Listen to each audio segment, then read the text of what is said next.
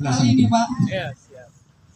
Terima kasih yang terhormat Bapak Ibu narasumber dan teman-teman sidang se-Indonesia Raya. Assalamualaikum warahmatullahi wabarakatuh. Waalaikumsalam warahmatullahi Saya wabarakatuh. Sudanto, Kepala Bekas PLP Kabupaten Topin, Kalimantan Selatan. Kalau kami keterkaitan dengan pemerintah daerah sudah otomatis langsung tertuang di dana hibah. Karena situ ada salah satunya adalah PLP membantu program pembangunan daerah. Kemudian kalau dengan BPBD alhamdulillah waktu COVID kita sama-sama tapi kami lebih cenderung banyak promosi. Nah kemudian tadi kita memang pasalnya teman-teman honor, ya kita tidak punya honor. Sementara kader-kader yang lain dapat honor, dapat insentif, kader posyandu, kader apa lagi itu dari dinas sosial kagak ada. Sementara kita yang dari PMI yang sifat ini benar-benar Bismillah untuk membantu sesuai MUI dengan kita daerah. Jadi kalau kita di sini mendengar kabar angin nanti kita akan untuk terakhir bersama kami dengan pemerintah di waktu COVID kita sudah dirangkul oleh dinas kesehatan.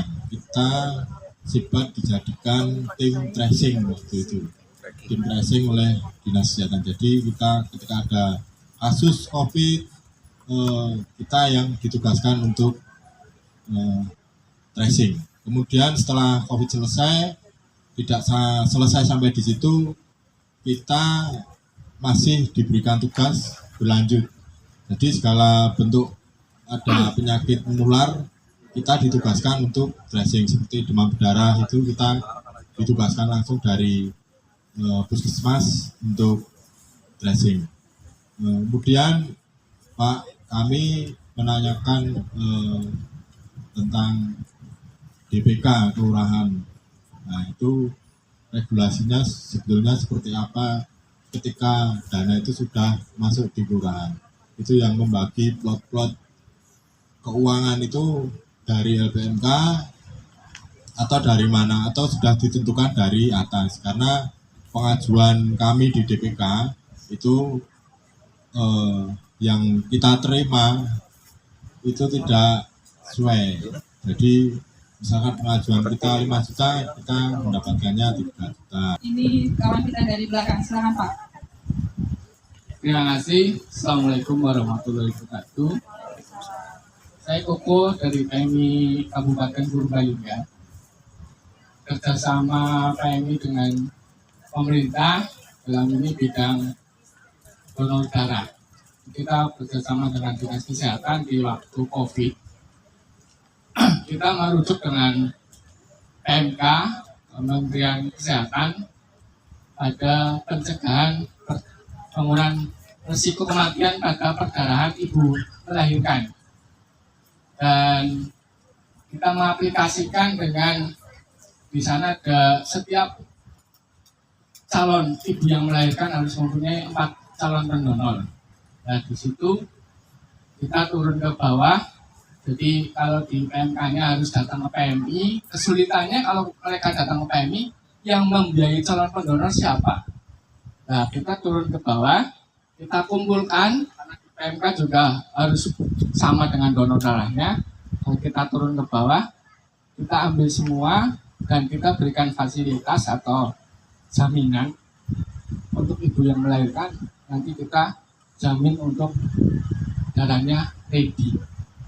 Alhamdulillah pas COVID target kita melampaui dan bisa menyokong beberapa daerah kabupaten di sekitar kita. Termasuk waktu zona hitam kita juga dan di beberapa. Begitu. Terima kasih. Assalamualaikum warahmatullahi wabarakatuh.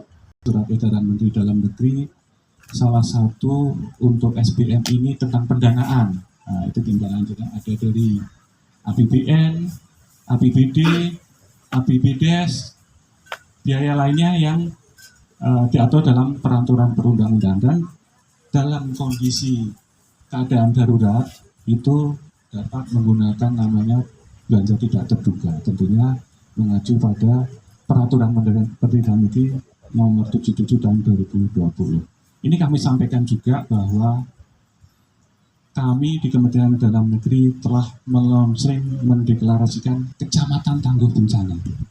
Nah, ini mungkin Bapak Ibu sekalian di daerahnya sudah ada yang mendeklarasikan. Kabupaten Bogor, contohnya itu sudah dideklarasikan oleh Pak Asmawa, PJ Bupati. Salah satunya tugasnya adalah melaksanakan fungsi camat selaku pejabat atributif, dan kewenangan atributif itu kewenangan yang melekat. Ini ada di PP 17 tahun 2018 tentang kecamatan. Kalau delegatif itu artinya diberikan bersama-sama akan dilibatkan dalam rencana kerja kolaboratif. Di sana ada tokoh masyarakat, tokoh adat, jadi toga, togma, toda, itu sebutannya kami menyebutnya. Itu akan disebutkan, tapi memang launching kencana ini belum merata di seluruh Indonesia. Baru sekitar 15 kabupaten kota, salah satunya Kabupaten Bogor, yang di Jawa Barat ya, Jawa Tengah itu seperti Demak, kemudian Klaten, itu sudah mendeklarasikan. Itu adalah dan penganggaran untuk percepatan itu juga ada di nomenklatur koordinasi kecamatan. Jadi kemudian terkait desa kami harus diskusi lagi nih Bu, yang pembina kelurahannya. Iya, Pak. Ya, kami ada pembina itu ada di subdit kecamatan, dia membina kecamatan sekaligus kelurahan. Nanti seperti apa? Sepengetahuan kami bahwa untuk membina kelurahan dan relawan yang ada itu tentunya dengan perangkat daerah yang membidangi itu, ya seperti itu. Terkait dengan dana desa nih Bu Anasuti, mungkin bisa dijelaskan sebelum kami lanjutkan tentang pentingnya kerjasama pemerintah daerah dan PMI dalam mendukung SBM. Nah, silakan. Ini menjadi pertanyaan yang sering kami temui. Kalau untuk pemanfaatan dana desa jelas sudah ada peraturan Menteri Desanya nomor 7 tahun 2023, yaitu prioritas penggunaan dana desa yang secara umum itu berjalan multi years atau berlanjut ya, tidak ada perubahan kecuali kalau memang ada hal-hal yang sangat mendesak dan perlu, karena isu saat ini yang sangat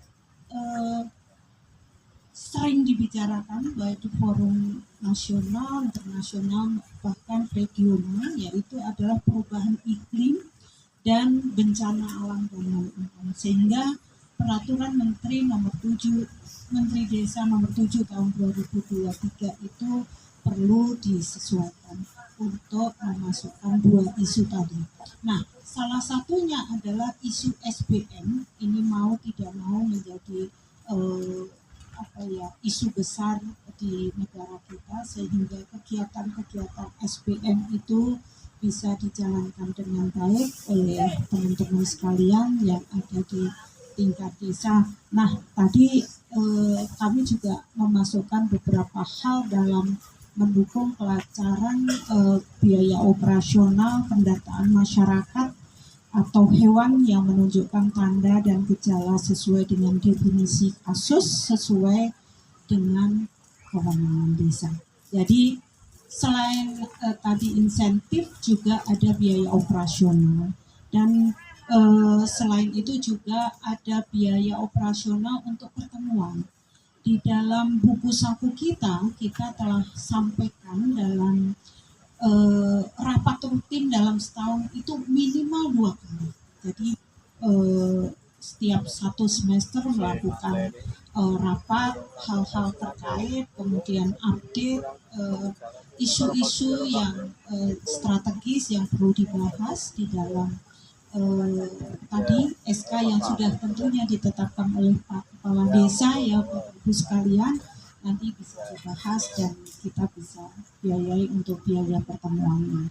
Nah, itu yang membuat Bapak Ibu biar tambah semangat. Nah, sekali lagi terkait kelurahan, memang itu nomenklaturnya nanti di teman-teman Kemendagri dan perlu dibicarakan Mas Evan. Jadi untuk tindak lanjutnya seperti masukan dari Bogor dan teman-teman dari tadi yang kelurahan ya, itu juga menjadi PR kita bersama. Bagaimana solusinya? Pak Rama mau mengatakan? Silakan Bapak. Suka nggak hadir di sini? Suka. Rela hadir di sini. Suka. Nah, Ada tambahannya Pak. Kalau nggak suka melawan Pak. oh, Suka Jadi- relawan. jadi memang suka rela ya, suka rela. Nah, orangnya namanya suka relawan, Relawan. bukan suka melawan ya. Jadi karena Bapak Ibu suka relawan, maka kami melihatnya dari sisi sudut pandang yang sangat-sangat bernilai. Karena sukarelawan itu harganya tidak bisa dinilai dengan uang. Tidak bisa dihargai. Harga valuable-nya lebih dari itu. Karena Bapak dan Ibu hadir ke sini tadi suka dan rela, artinya itu sudah pakai hati. Bagaimana saya bisa gini loh, saya selalu kan kelonan nama istri saya. Lah kalau saya pakai harga, mahal dong. Karena saya pakai hati, ya nggak bayar kan gitu. Jadi masalah insentif, masalah honor mungkin itu saya kira tergantung kekuatan desanya. Kalau desa Bapak dan Ibu memang desa yang berpenghasilan tinggi, PADS-nya besar. punya pariwisata seperti DKI tadi, emang ya DKI itu dari pajaknya udah tinggi sekali gitu, jadi wajar lah. Jadi pasti segala sesuatu itu berbeda-beda ya. Apa yang kita punya sekarang itulah yang memang tersedia. Jadi kalau saya mau mengutip suatu kalimat seperti ini, syukurilah segala sesuatunya, yakinlah nanti akan ada keajaiban di sekelilingmu. Hai. Nah, Uang akan mengikuti ya Pak ya? itu siapa yang bilang? Nggak tahu tuh Pak. Rasulullah Shallallahu Alaihi Wasallam. Nah, jadi seperti itu. Jadi bagi saya sangat bersyukur sekali bisa bertemu di tengah-tengah relawan, karena dulu kami di kesehatan hanya mengenal kader. Terus terang. Kader, akhirnya setiap program ada kadernya. Setiap program ada kader. Ini akhirnya begitu kami lihat lagi, begitu COVID masuk kan di restart semua ya. Gimana ini penanganannya, APBN jeblok segala macam. Oh ini harus ditingkatkan satu. Kami belajar dari PMI sampai di Undang-Undang Kesehatan berubah, peraturan Menko PMK berubah. Ada satu yang mungkin kurang diperhatikan oleh pemerintah. Apa? Peningkatan jiwa kerelawanan. Itu yang kurang dan itu yang menjadi peraturan dalam Menko PMK. Dalam Permenko PMK, strategi nomor 1 melaksanakan surveillance berbasis masyarakat adalah 1. Meningkatkan jiwa sukarelawan. Karena gini Bapak, di negara-negara maju ya, seperti Inggris, itu monarki betul kan? Tapi pangeran-pangerannya itu harus jadi rela. Maka kepemimpinan itu berganti dengan cukup baik. Kenapa? Karena pemimpinan yang muda sudah dikenalkan lebih dulu dengan jiwa sukarela. Jadi dia harus punya empati, punya rasa suka dan rela untuk menolong. Jadi tolong dijaga rasa ini gitu ya. Tapi kalau memang nanti tiba-tiba ada surprise dari Bu Anastuti, ya disyukuri, alhamdulillah. Kembali ke statement tadi, begitu kita syukuri segala sesuatu, keajaiban itu akan mengikuti. Jadi ada hal-hal yang memang bisa kami kontrol nih sebagai pemerintah. Tapi ada hal-hal juga yang di luar kewenangan saya sekalipun sebagai koordinator mengontrol. Tapi keajaiban itu pasti ada. Jadi kita tunggu saja gitu ya. Terkait dengan insentif atau honor. Lalu kalau kerjasama tadi Pak Evan sudah menjelaskan. Seluruh PMI baik pusat dan daerah rata-rata memang sudah mendapatkan hibah. Dan info ini dioperasionalkan balik lagi untuk misi kemanusiaan. Tadi sudah jelaskan sebagai donor darah. Namun ada beberapa yang perlu diintensifkan gitu ya Pak. Perlu di Silakan Bapak, itu dipertajam lagi Pak. Ya, nanti akan ditambahkan oleh Pak Slamet ya, pengalaman penandatangan kerjasama, kesepakatan bersama dan PKS antara pemerintah daerah Boyolali dan PMI Boyolali. Tadi kita sudah mendengarkan sharing nih, ada teman-teman, ada 10 daerah yang sudah melakukan kerjasama. Nah sebetulnya relawan Sibat ini sebetulnya untuk pemerintah daerah ini dimanfaatkan kemampuan-kemampuan yang dimiliki oleh Sibat. Jadi masyarakat untuk masyarakat.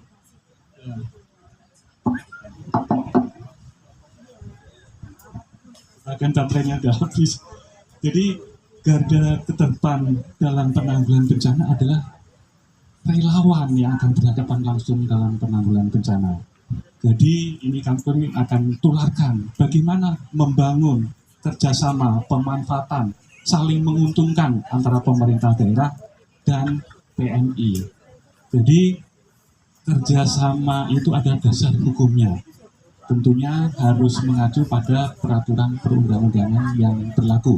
Dan ini tentunya akan dipedomani oleh seluruh pemerintah daerah, provinsi, apapun juga yang akan bermitra dengan pemerintah daerah, tentu harus mengikuti regulasi yang telah diatur dalam peraturan tersebut. Nah, bagaimanakah kedudukan kepala daerah dengan kepala markas ya, Mas Rama sebutannya. Nah, kedudukan para pihak ini adalah sama. Jadi kalau kepala markas mau tanda tangan yang namanya kesepakatan bersama dengan kepala daerah, dengan Pak Bupati, dengan Pak Wali Kota, nggak usah minder, sama kedudukannya.